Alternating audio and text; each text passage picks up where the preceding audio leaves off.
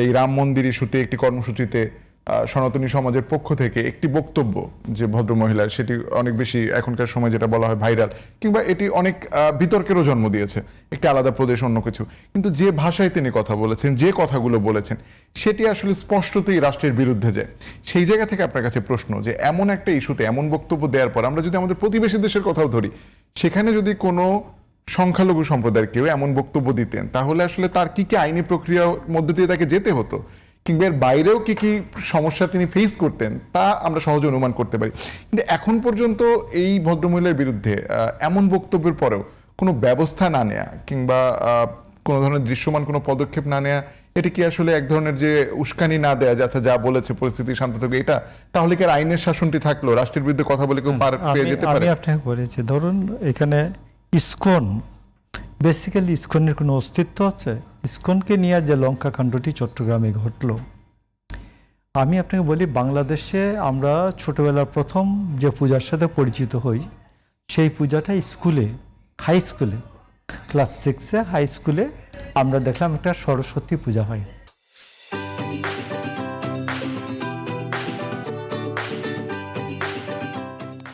তারপরে একটু বড় হওয়ার পরে দেখলাম আমার হবিগঞ্জের বানিয়াচক বেশ হিন্দু অধ্যুষিত এলাকা।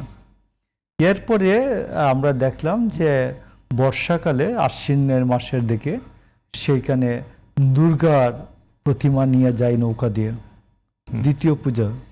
থার্ড, আর একটু বড় হওয়ার পরে শুনলাম এটা একান্তই অগোচরে বাঙালির নজরে আসে না, সেটার নাম হচ্ছে লক্ষ্মী পূজা। এই আর ঘরোয়াভাবে হয়, অনেকটাই ঘরোয়াভাবে, একটা ঘরোয়াভাবে, আর একটা কালী পূজা। হ্যাঁ, এটাও আমি এইভাবে দেখি নাই। তো সরস্বতী পূজা এবং দুর্গা পূজা, এই দুইটা পূজার এখানে আছে, কিন্তু রাম এইরকম কোনো, আমি রামের পূজা, রাম মন্দির, এইসব, কিন্তু কালী মন্দির আছে গ্রামে গ্রামে, গ্রামে দেখবেন কালী মন্দির আছে, দুর্গার কোনো মন্দির নাই, মণ্ডপে মণ্ডপ বানানো হয়। এবং তো সেই ক্ষেত্রে এইখানে এটা একটি নতুন উস্কানির একটা বিষয়। তো রাষ্ট্র যখন অ্যাকশন নেয়, রাষ্ট্র দুটাই দেখে এটার ক্রিয়া কি, প্রতিক্রিয়া কি।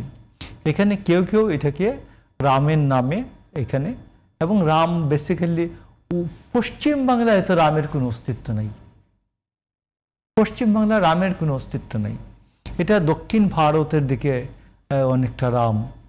তো সেই ক্ষেত্রে আমি আপনাকে বলছি যে এইটা বাংলাদেশের গভর্নমেন্টের ইন্টারনালি আমি মনে করি যে তার যে ইয়ে আছে, কি বলে, ইন্টেলিজেন্স আছে, তারা অবশ্যই নজরে রাখবেন এটার দূরবর্তী প্রতিক্রিয়া কি, নিকটবর্তী প্রতিক্রিয়া কি, এটা নজরে রাখবেন।